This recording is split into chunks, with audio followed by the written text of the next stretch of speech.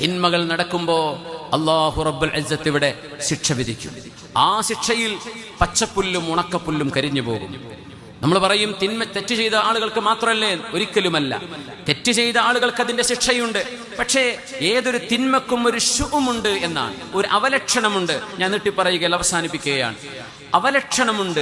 ആ ശുഉമ് കൂടെയുള്ള ആളുകളെയും ബാധിക്കുമെന്നാണ്. അതിനൊരുപാട് സംഭവങ്ങൾ പറയാനുണ്ട്, ഹദീസുകളിലൂടെ ചർച്ച ചെയ്യാനുണ്ട്. പക്ഷെ ഒറ്റ ഹദീസ്, ആയിഷ ബീവി റളിയല്ലാഹു അൻഹയിൽ ഉദ്ധരിക്കപ്പെടുന്ന സ്വഹീഹൈനിൽ, സ്വഹീഹുൽ ബുഖാരിയിലും മുസ്ലിമിലും റിപ്പോർട്ട് ചെയ്യപ്പെട്ട ഹദീസാണ്.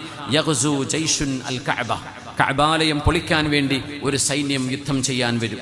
ഹത്താ ഇദാ കാനൂ ബിബൈദാഅ മിനൽ അർദ്, അവരെ ഭൂമിയുടെ ഒരു നിരപ്പായ സ്ഥലത്തെത്തുമ്പോൾ ഖുസിഫ ബി അവ്വലിഹിം വആഖിരിഹിം, എല്ലാവരെയും അല്ലാഹു ആ നാട്ടുകാരെ മുഴുവനും ഭൂമിയിലേക്ക് അങ്ങ് ആഴ്ത്തിക്കളയും. ഫഖുൽത്, ആയിഷ ബീവി റളിയല്ലാഹു അൻഹ ചോദിച്ചു, യാ റസൂലല്ലാഹ്, അല്ലാഹുവിന്റെ റസൂലേ, കൈഫ യുഖ്സഫു ബി അവ്വലിഹിം വആഖിരിഹിം വഫീഹിം അസ്വാഖുഹും വമൻ ലൈസ മിൻഹും. നബിയേ, എത്രയോ സാധാരണക്കാർ, സൂഖ എന്ന് പറയുന്ന സാധാരണക്കാരെ കുറിച്ച് പറയുന്ന വാക്ക, കോമൺ സാധാരണക്കാര്, ഈ സൈന്യമല്ലാതെ ആ നാട്ടിൽ എത്ര പാവങ്ങൾ ഉണ്ടാകും നബിയെ? അവരൊക്കെ ഭൂമിയിലേക്ക് ആഴ്ത്തപ്പെടുമോ?